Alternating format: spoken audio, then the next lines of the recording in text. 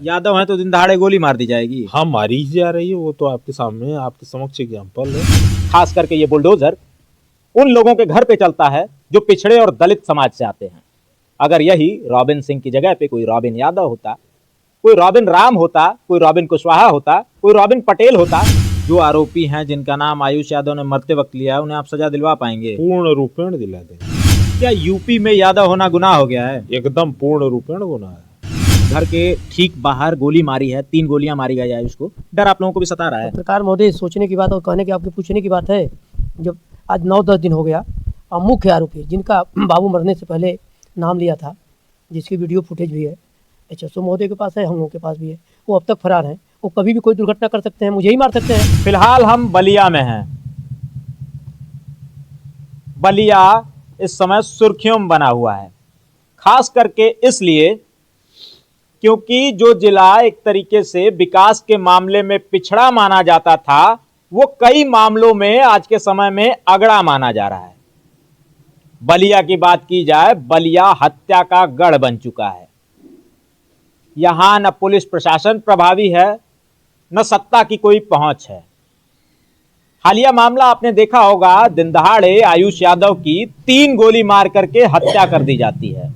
मरते मरते आयुष यादव बयान देता है और हत्यारों का नाम सार्वजनिक करता है, लेकिन पुलिस प्रशासन पूरी तरह से निष्क्रिय है। जिसका मरते वक्त नाम आयुष यादव ने लिया था, रॉबिन सिंह, पूरे फिल्मी अंदाज में जाकर के मऊ कोतवाली में सरेंडर करता है और कहता है, मीडिया के सामने ये बयान देता है कि उसकी लगातार वार्ता मऊ के एसपी से हो रही थी और मऊ के एसपी के निर्देश पे उसने सरेंडर किया है। तो सबसे बड़ा सवाल ये खड़ा होता है कि जब एसपी से लगातार वो संपर्क में बना हुआ था, तो उसकी लोकेशन निकाल करके एसपी ने उसकी गिरफ्तारी क्यों नहीं की? आखिर उसे उतना समय क्यों दिया गया कि वो जा करके सरेंडर करे? क्या ये मामला पूरी तरह से प्रायोजित था? रॉबिन सिंह को आखिर किसका संरक्षण प्राप्त था? तमाम सवाल हैं। बाकी जो 3 हत्यारोपी हैं अब तक फरार हैं, पुलिस की पहुंच से काफी दूर हैं। पुलिस ताबड़तोड़ कार्रवाइयां कर रहा है। रॉबिन सिंह के घर पे बुलडोजर जाता है। बुलडोजर वही तंत्र जो उत्तर प्रदेश में काफी प्रभावी माना जाता है। खास करके ये बुलडोजर उन लोगों के घर पे चलता है जो पिछड़े और दलित समाज से आते हैं। अगर यही रॉबिन सिंह की जगह पे कोई रॉबिन यादव होता, कोई रॉबिन राम होता, कोई रॉबिन कुशवाहा होता, कोई रॉबिन पटेल होता, तो उनके घर पे ये बुलडोजर चल चुका होता। फिलहाल हम आयुष यादव के घर पे मौजूद हैं। हमारे साथ उत्तर प्रदेश के चर्चित वकील अरुण यादव चंचल जी हैं। जब कोई भी परिवार, कोई भी पीड़ित उत्तर प्रदेश में न्याय की उम्मीद खो चुका होता है, तो इकलौता रास्ता, इकलौता नाम उसे सूझता है अरुण यादव चंचल। देवरिया का बहुचर्चित कांड आपने सुना होगा, जिसमें केंद्र से लेकर के प्रदेश तक की सरकार लगी हुई थी कि प्रेमचंद यादव का घर जमींदोज कर दिया जाए, उस पर बुलडोजर चला दिया जाए। जब बड़े बड़े नामी वकील इस केस को लेने से डर रहे थे, अरुण यादव चंचल आते हैं, केस को जीत भी हासिल करते हैं, उस घर को बचाते हैं। बातचीत इनसे करेंगे। आज आयुष यादव के घर पे आए हुए हैं। सर, पूरे मामले को आप किस तरीके से देखते हैं? पुलिस प्रशासन कितना इसमें मतलब संलिप्तता है? पुलिस प्रशासन की कितना सहयोग कर रहा है? परिवार की बातचीत हुई आपकी? संलिप्तता की स्थिति तो ये है कि वो स्वयं ही कह रहा है। कप्तान साहब ने कहा कि भाई सरेंडर कर दो, और बाद में आप नोटिस करिए कि जब उसको 2 पुलिस वाले पकड़ के लेके जा रहे हैं, तो न पैर में गोली न कुछ भी है, कभी बाएं से कभी दाएं से, दोनों ओर से उसको जो है लंगड़ा रहा है। तो उस स्थिति में कहीं ना कहीं ये है कि शासन तंत्र इतना हावी है कि वो आयुष के हत्यारों को न सलाखों के पीछे डालेगा न कुछ करेगा। चीज़ें हो रही हैं, इस रूप में हो रही हैं कि हाँ भाई, एक फॉर्मेलिटी हम पूरी कर दें, चीज़ें हो जाएं, उसके अलावा कुछ नहीं। आप किस तरीके की मदद करेंगे? हम तो इस परिवार का मुकदमा लड़ेंगे, और वो जो रॉबिन सिंह पकड़ा गया है, उस रॉबिन सिंह को जेल में। रॉबिन सिंह जिस तरीके का बयान लगातार मीडिया के बीच में आकर के दिया, रॉबिन सिंह ने कहा कि उसकी लगातार वार्तालाप एसपी से हो रही थी, एसपी के कहने पे उसने सरेंडर किया है। कहां तक लगता है आपको बड़े बड़े लोग इसमें इन्वॉल्व हैं? ठीक कहां है, तक आप न्याय दिला ठीक है, पाएंगे? हमारे हाई कोर्ट में कप्तान साहब ही मुकदमा लड़ लें, सामने हम बहस करेंगे, वो भी कर लें। रीजन ये नहीं है, मुद्दा ये इस बात का नहीं है। एक छोटी सी बात है, परिवार तो सब कुछ खो चुका है, इसके पास कुछ नहीं है। अभी मैं आयुष की माँ से मिला, 2 बहनों से मिला, पिता हमारे बगल खड़े हैं। इन लोगों के पास कुछ नहीं, इनका सब कुछ खत्म हो चुका है। ये सिर्फ ये है कि पिता सांत्वना दे रहा है पूरे परिवार को कि भैया आप लोग ढाढ़स बधाइए, चलिए जो हो गया। इन्होंने जो खोया उसकी भरपाई नहीं है। बाकी प्रशासन तो कहीं ना कहीं बचा ही रहा है। कल हमने भी सुना कि भाई बुलडोजर आया था, बुलडोजर आने के बाद शायद गिर गया हो।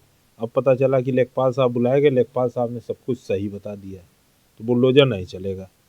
अभी यहीं पे कोई घटना हो तो ऑन द स्पॉट किसी का मकान गिराया जा सकता है, लेकिन आयुष के हत्यारोपियों का मकान नहीं गिरेगा। क्या यूपी में यादव होना गुनाह हो गया है? एकदम पूर्ण रूपेण गुनाह है। यूपी में यादव होना पूर्ण रूपेण गुनाह है, क्योंकि सरकार जो है ठाकुर की है। बाबा को ये पता है भाई कोडीन के लिए अखिलेश यादव जी, हम तो उसी पार्टी के राष्ट्रीय महासचिव हैं, और कोडीन सिरप के लिए लगातार बोल रहे हैं। उस स्थिति में ये है कि भाई एक टाइटल है ना कि यादव हैं आप, तो यादव हैं तो आप बहिष्कृत हैं। वही चल रहा है। यादव हैं तो दिन दहाड़े गोली मार दी जाएगी। हाँ, मारी ही जा रही है, वो तो आपके सामने, आपके समक्ष एग्जाम्पल है। भाई सीसीटीवी कैमरे में 3 गोली मारते हुए कैद हैं। बच्चा मरते हुए बयान दिया, किनका किनका किनका नाम है, वो केस डायरी का पार्ट होना चाहिए। उसके बाद वो बड़ी इज्जत से, उसकी हमने कई वीडियो देखी, कार में जा रहा है, अपनी बहन के साथ जा रहा है, ऐसे जा रहा है, सारी चीजों में बता रहा है कि मैंने कुछ नहीं किया। और पुलिस उसके बाद थोड़ी देर बाद पुलिस उसको लंगड़ाते हुए लेके आई, तो या तो गोली मार दी हो, अगर गोली मारी है तो ये भी जांच का विषय है कि जब उसने सरेंडर किया तो उसको गोली कैसे मारी गई। नहीं, उसने बयान दिया है, बाद में उसने कहा है कि मेरे साथ अच्छा व्यवहार नहीं हुआ है।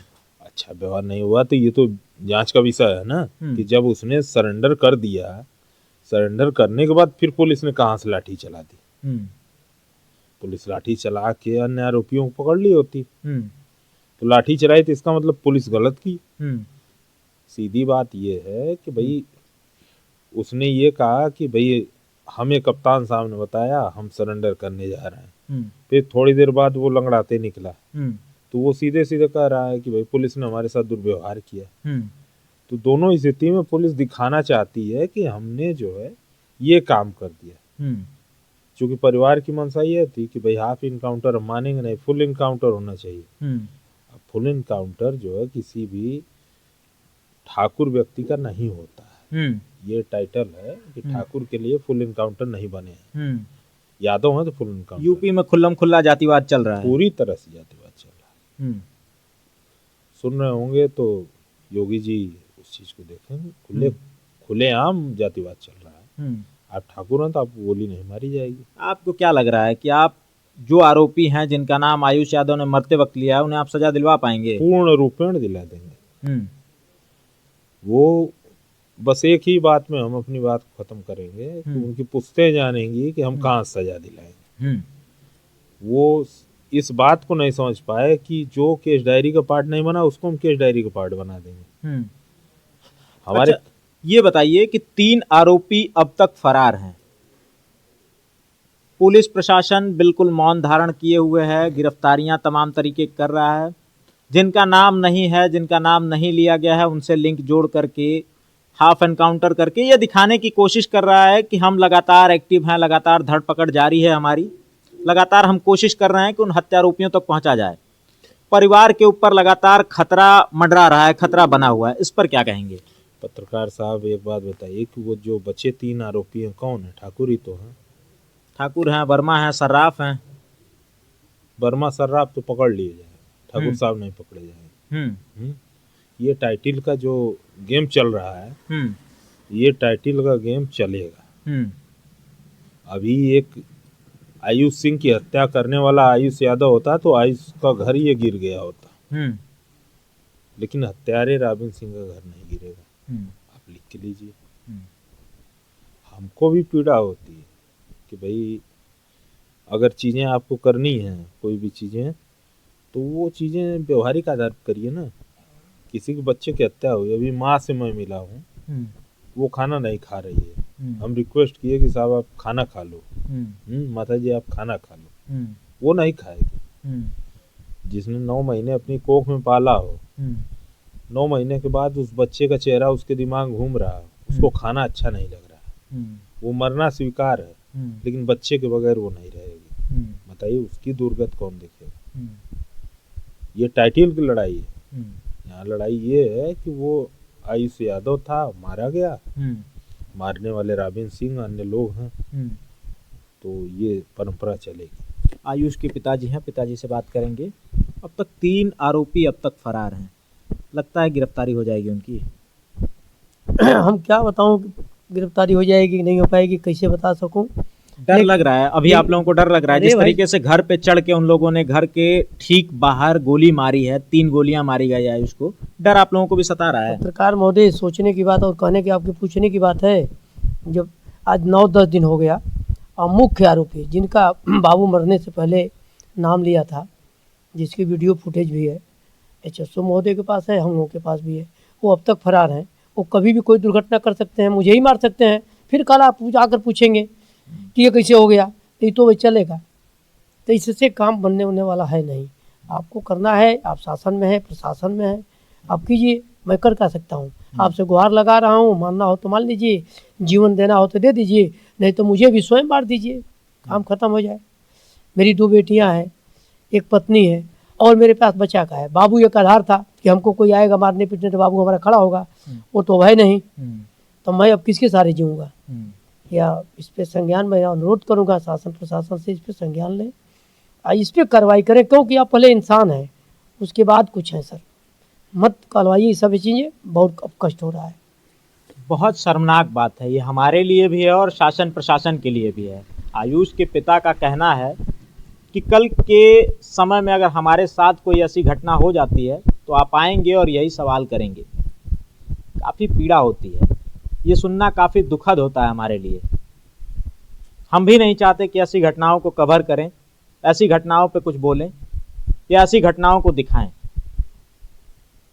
सबसे ज़्यादा पीड़ा की बात यह है कि हत्या हो जाती है, लेकिन पुलिस प्रशासन किसी तरीके